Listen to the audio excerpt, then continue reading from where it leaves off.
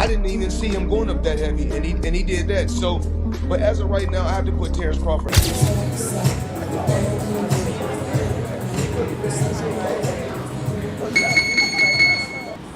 The stack. Did you in your head size up Floyd? Like, was you know what I'm saying? If we was ever keep it real, boy, keep it real. I'm never that type of guy. I think that's some grimy shit.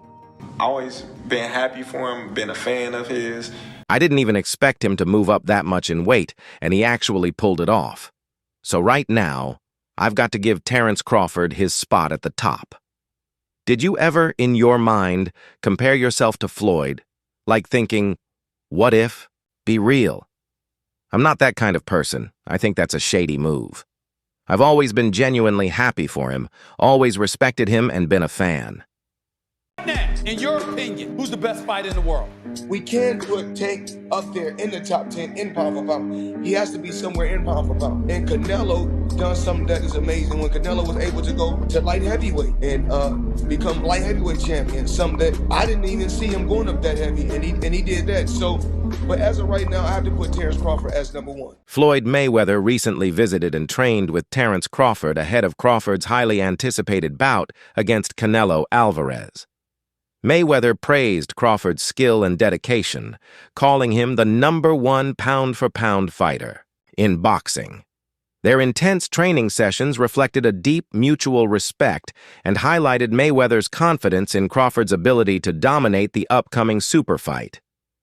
That's a big boy. He's strong. You know, you box good. You can do this. You got this over him. You're going to have to tighten up this. You're going to have to do this. You know, it's a conversation. It's not just, oh, man, you'll whoop his ass. You'll do this to him. It's never like yes, that. man type You know stuff. what I mean? It's like, hey, listen, you know, that's a dangerous fight, you know, but that's the fight. If it happened, you know. During a recent conversation, Terence Crawford shared insights from his talk with Floyd Mayweather. According to Crawford, Mayweather didn't just offer praise, he provided real technical advice and motivational support. While acknowledging Crawford's talent, Mayweather also spoke candidly about the challenge ahead, facing a seasoned opponent like Canelo Alvarez. He pointed out Canelo's age and experience, but encouraged Crawford to stay focused, stick to his strengths, and remain sharp. The exchange was respectful, constructive, and centered more on preparation than praise. Legacy, mentorship, and mutual recognition.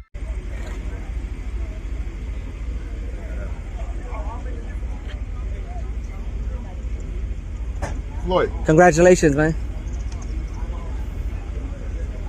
In a bold statement, That's a big boy. He's strong. You know, you box well. You can do this. You've got the edge over him. But you're going to have to tighten up here. You're going to have to do that. It was a real conversation. Not just, oh man, you'll whoop him, or empty hype. It was never just a yes man moment. It was more like, listen, that's a dangerous fight, but it's the one. The meeting between these two boxing icons didn't go unnoticed. Fans and commentators quickly picked up on their interaction, sparking buzz across social media. The image of a rising champion and a legendary veteran sharing space was powerful. Many saw it as symbolic, either a passing of the torch or a clear endorsement from Mayweather. The excitement wasn't just about the fight. It was about legacy, mentorship, and mutual respect. After Canelo made the weight, it wasn't like it was a certain clause to where he couldn't gain weight. So after he weighed 152 or 152 and a half, I think he came in like 168 or close to 170. And actually I came in at probably like I probably came in at 151 and 152. Gotcha. But Roy Jones is one hell of a fighter. You know, I can't get on here and hate on his skills, and knock his skills. He been through a lot in the sport of boxing, and he's done a lot for the sport of boxing. I know how you is. You be sizing niggas up, bro. Keep it a stack. Did you in your head size up Floyd? Like, was you know what I'm saying? If we was ever keep it real, boy, keep it real. I'm never that type of guy. I think that's some grimy shit. Always been happy for him, been a fan of his, and I never imagined us fighting. I never looked at him like, man, I know I'll be this. Boy, you capping, bro. I never thought like fantasy fight me versus Floyd. Nah. Never. I never just was with a person and looked at him like, man, I'll beat his ass. Never. That's some hating type shit to me. You like plotting. I ain't never been that type of person ever. In a bold statement, Floyd Mayweather called out Canelo Alvarez over past doping allegations, highlighting what he sees as a double standard in how the media handles such issues. According to Mayweather, concerns about performance-enhancing drugs are often brushed aside when it comes to Canelo, raising questions about fairness and accountability. His comments reignited debate within the boxing community, drawing both support and criticism, depending on where fans stood.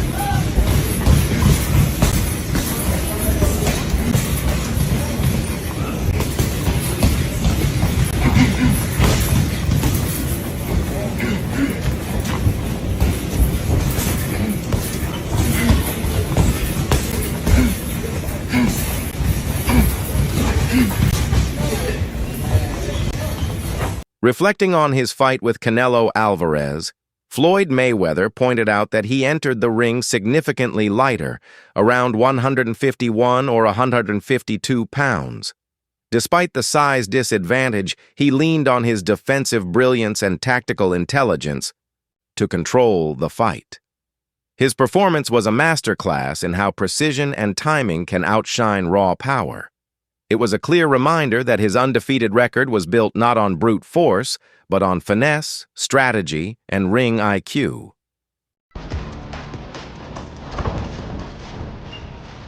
Watch the right hand for the decoy.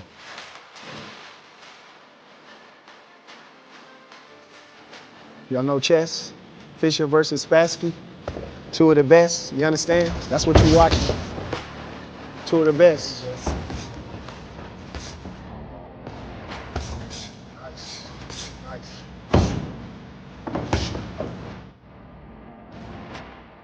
That's how I start work. You know how to work. You know how to get the most out of everything. Good job, Trent. From the early days of his career, Terence Crawford has looked up to Floyd Mayweather, not just as a fighter, but as a blueprint for greatness. That admiration has evolved into a meaningful connection, with Mayweather occasionally offering advice and insight. Crawford values these moments deeply, using them as motivation to sharpen his craft and incorporate elements of Floyd's strategic brilliance. Their relationship reflects a bond built on shared ambition, mutual respect, and a deep understanding of the sport.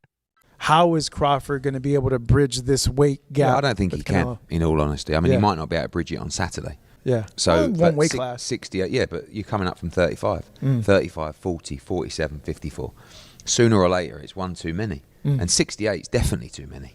But Crawford's brilliant. Like, he's a genius. He's a generational great. So maybe he can find a way to do it. But I feel he'd be hugely outsized against Canelo Alvarez. Yeah. But you have to use your movement if you're Terence Crawford in that fight. The last thing you want to do is stand and trade. He'd be moving a lot in that fight, trust me. I'm not saying he'd be running, but he would be moving a lot. Of course, that's the way to beat him. Yeah. You know. Crawford's training intensity is at an all-time high as he prepares for his next big challenge.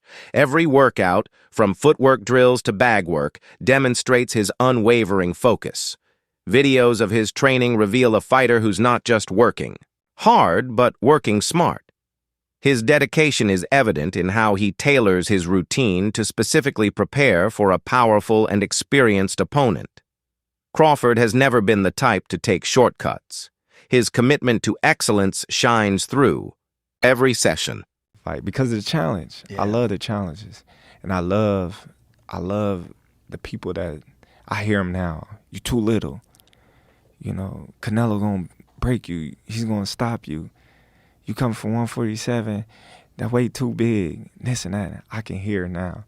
And that just excites me to go in there and just be like, okay, let me prove him wrong once again. That fight would be gigantic. If Canelo gets through Jermell and then you guys fight, that fight would be gigantic. And it's crazy because, like, in the past interviews, I was like, man, Canelo too big, man. It's weight classes for a reason. I was like, nah. But in my mind, in my heart, I don't think nobody too big. During training camp, Crawford's leg workouts are a key focus of his conditioning. Exercises like weighted squats and lunges build the foundation for his explosive movement in the ring. These sessions improve both his stamina and agility, allowing him to move fluidly across the canvas and stay balanced under pressure. The intensity of leg day highlights the meticulous attention he gives to every aspect of his preparation. Terence Crawford jumping up from 154 to 168 and beating this quote-unquote version of Canelo Alvarez would diminish the accomplishment that Floyd Mayweather accomplished beating his version of Canelo Alvarez. Is it two different versions of Canelo Alvarez? And obviously, Canelo Alvarez is 62 wins, 2 losses, 2 draws, 39 big wins by way of knockout. He's a first ballot Hall of Famer. He is obviously bigger. When Floyd fought him, it was at 152 catch weight, but it had no rehydration clause. So you might as well just say it was at 154.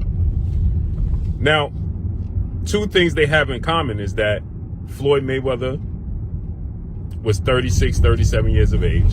Terence Crawford is 37 years of age, going on 38. So he'll be 38 when he fights Canelo Alvarez.